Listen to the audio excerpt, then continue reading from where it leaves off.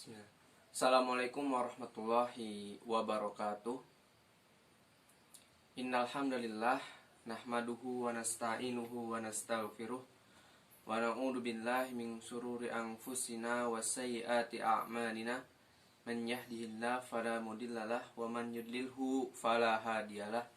Asyhadu an la ilaha illallah wahdahu la syarikalah wa asyhadu anna Muhammadan abduhu wa rasuluhu la nabiyya wa rasulahu ba'dah. Alhamdulillah, pada kesempatan kali ini kita masih diberikan kesehatan Allah Subhanahu wa taala sehingga kita masih sama-sama dapat melanjutkan aktivitas kita, aktivitas pembelajaran kita, yakni di mata kuliah Ulumul Quran.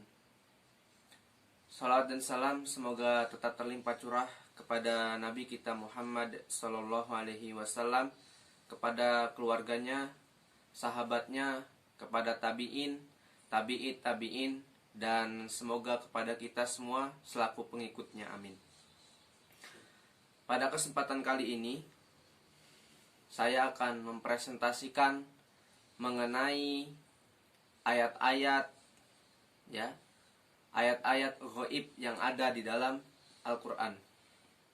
Sebelum kita mengenal ayat-ayat tersebut, ya, kita simak ya, pembahasan mengenai apa itu ghaib. Menurut bahasa, ghaib berasal dari bahasa Arab al-ghaibu, ya, masdar dari kata ghoba yaghibu ghaiban, yang artinya, ya, sesuatu yang terluput dari engkau, atau segala sesuatu yang terluput dari pandangan mata meskipun diyakini oleh hati. Jadi sesuatu hal yang tidak bisa dilihat oleh mata namun bisa dirasakan oleh hati. Atau secara istilah, ya, yang dimana diterangkan oleh Ar-Raghib Al-Asfani, ya, sesuatu yang tidak mampu ditangkap oleh indera manusia dan ilmu manusia. Maknanya kegaiban juga tidak mampu ditangkap oleh ilmu manusia. Jadi kita sebagai manusia pun, ya, yang memiliki ilmu, ya, belum tentu kita bisa menangkap, ya, bisa melihat apa itu hal-hal yang gaib.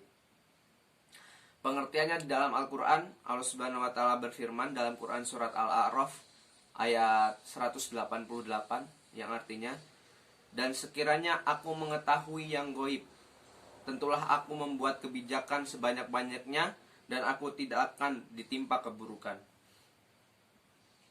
Jadi Allah Subhanahu wa taala mengetahui hal-hal yang gaib, kecuali kita sebagai manusia. Maka dari itu banyak sekali pesan Allah Subhanahu wa taala di dalam Al-Qur'an mengenai hal-hal yang gaib. Ya. Saya di sini akan mengklasifikasikan, ya, 4 pengertian ayat-ayat gaib yang ada di dalam Al-Qur'an. Apa 4 tersebut? Yang pertama adalah ayat-ayat yang menjelaskan mengenai sesuatu hal yang tersembunyi atau rahasia. Dalam poin yang pertama ini, saya mengutip Quran surat An-Naml ayat 65. Yaitu yang artinya, katakanlah Muhammad, tidak ada sesuatu pun di langit dan di bumi yang mengetahui perkara yang gaib, kecuali Allah, dan mereka tidak mengetahui kapan mereka akan dibangkitkan. Hari kiamat, ya, tidak ada satupun, di dalam Al-Quran diterangkan bahwasanya tidak ada sesuatu pun di langit dan di bumi yang mengetahui perkara yang gaib yang ada di langit dan di bumi kecuali Allah Subhanahu wa taala. Jadi pengertiannya adalah ini adalah hal yang dirahasiakan. Ini adalah hal yang disembunyikan. Bagaimana kita tidak bisa mengetahui apa yang ada di langit dan apa yang ada di bumi. Sesuai dengan tafsir, ya, Ibnu Katsir dalam kitabnya, yakni pengertiannya adalah Allah Subhanahu wa taala berfirman memerintahkan kepada Rasulnya untuk memberikan kepada semua makhluk bahwa sesungguhnya tiada seorang pun baik yang di langit maupun yang di bumi, mengetahui perkara ghaib selain dari Allah Subhanahu wa taala. Itu dia tafsir dari Ibnu Katsir. Ya. Kemudian lanjut kepada poin yang kedua. Tadi yang pertama adalah ayat yang menerangkan tentang hal-hal yang rahasia atau yang tersembunyi. Kemudian yang kedua adalah hal yang tidak dapat dilihat oleh mata, namun dapat dirasakan oleh hati. Di sini dalam poin yang kedua, saya akan mengutip dalam Quran surat Al-Hujurat ayat 18. Yang artinya, sungguh Allah mengetahui apa yang gaib di langit dan di bumi, dan Allah maha melihat apa yang kamu kerjakan. Kemudian Allah Subhanahu wa ta'ala mengulangi pemberitaannya bahwa dia mengetahui semua makhluk dan melihat semua amal perbuatan mereka.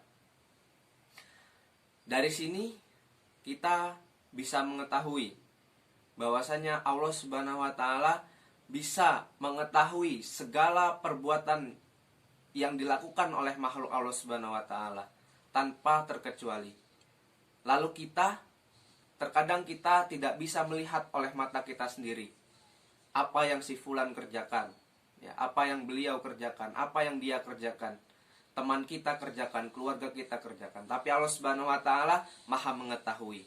Artinya ini adalah sesuatu hal yang tidak dapat dilihat oleh mata, namun bisa dirasakan oleh hati. Itu poin yang kedua, ya. Kemudian lanjut kepada poin yang ketiga, yakni sesuatu yang tidak dapat diketahui karena terhalang oleh sesuatu.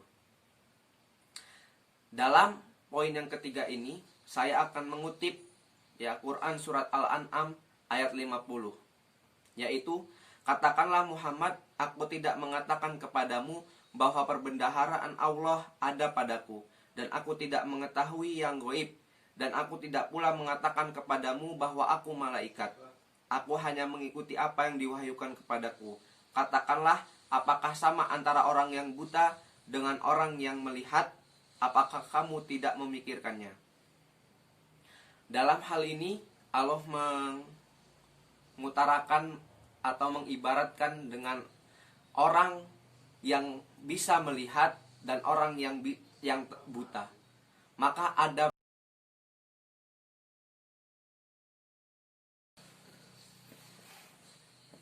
Oke, saya lanjutkan. Maaf, memorinya penuh ya teman-teman, jadi terpotong. Ya, jadi dari poin yang ketiga ini, segala sesuatu yang terhalang, ya, yang tidak diketahui karena terhalang oleh sesuatu, maka perbandingannya adalah orang yang buta dengan orang yang melihat. Ketika yang melihat bisa mengetahui apa yang dia lihat, sedangkan yang buta karena terhalang oleh kebutaannya, maka tidak bisa mengetahui apapun yang ada di sekitarnya. Maka perumpamaannya seperti itu. Seperti dalam tafsir Ibnu Katsir, ya, bahwasanya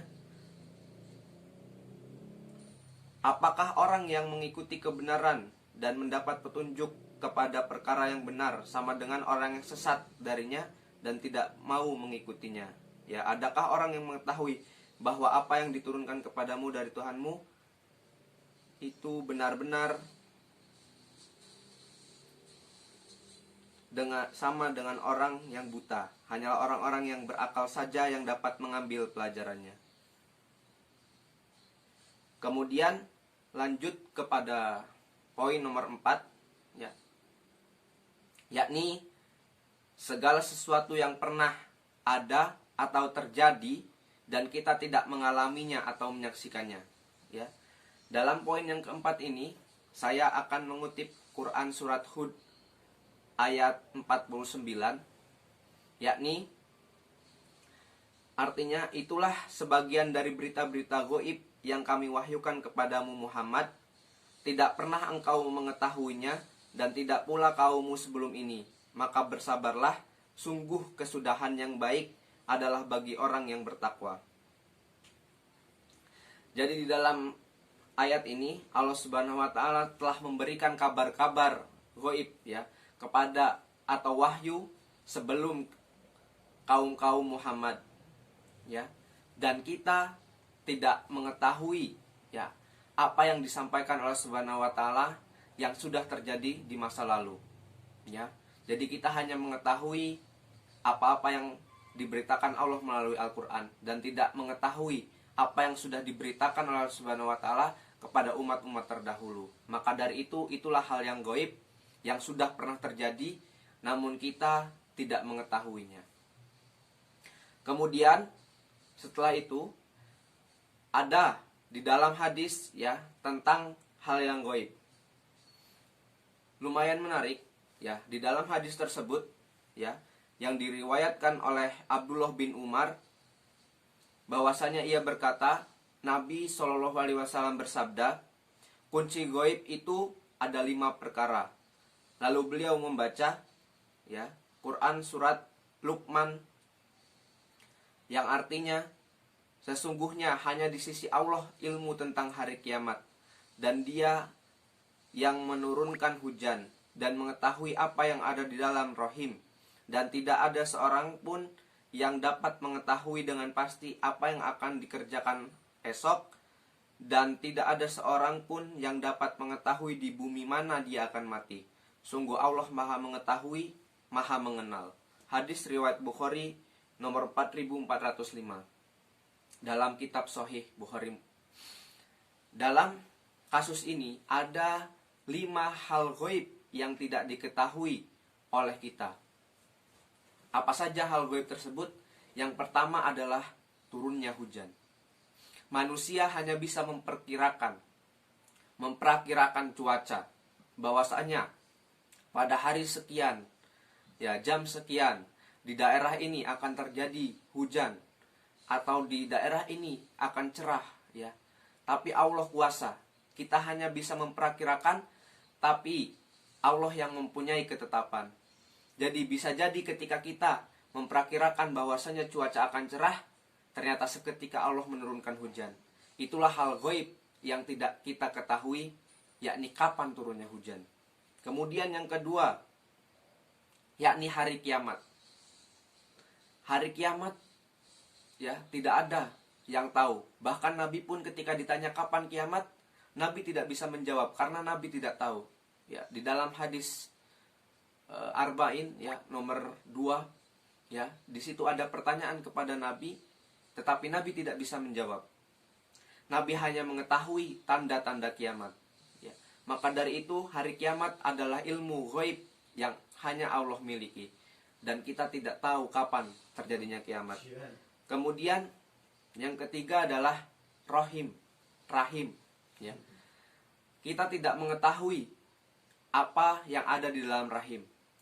Secanggihnya manusia, sehebatnya manusia menciptakan ya alat untuk bisa menembus ke dalam rahim. Namun Allah Maha melihat, ya, Maha mengetahui, lebih mengetahui dari apa yang kita lihat dari alat yang manusia ciptakan. Ya. Itulah ya ilmu gaib yang Allah miliki. Kemudian yang keempat adalah hari esok. Ya. Kita sebagai manusia terkadang mempunyai rencana, mempunyai planning, mempunyai jadwal untuk hari esok. Tetapi Allah mempunyai ketetapan mengenai hari esok. Akankah di hari esok kita berbuat baik atau kita berbuat buruk? Ataukah di esok hari jadwal ya atau planning yang kita susun itu akan terencana sesuai apa yang kita inginkan? Terkadang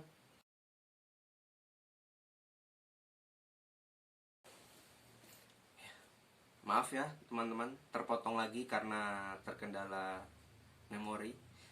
Ya, lanjut ya. Kemudian langsung saja di poin yang kelima, yaitu kematian. Ya. Kita sebagai manusia tidak mengetahui kapan kita akan mati, usia berapa kita akan mati, dalam keadaan apa kita mati, dan di belahan bumi mana kita akan mati. Ya. Itu adalah ilmu gaib ya, yang hanya dimiliki Allah Subhanahu wa taala. Dan kita sebagai manusia yang lemah ya, yang tak berdaya ya, kita tidak mengetahui kapan kita akan mati. Kapan tetangga kita akan mati, teman kita, kerabat kita. Ya, maka dari itu poin yang kelima ini ya hanya Allah yang dimiliki, yang memiliki. Maka kesimpulannya adalah dalam hadis ini ada 5 hal gaib ya yang Allah ketahui dan kita tidak ketahui. Yang pertama hujan, yang pertama hari kiamat, yang kedua hujan, yang ketiga ya isi rahim, yang keempat hari esok, dan yang kelima kematian. Maha benar Allah yang mengetahui segalanya. Mungkin itu presentasi dari saya. Kurang dan lebihnya mohon maaf. Saya akhiri. Wassalamualaikum warahmatullahi wabarakatuh.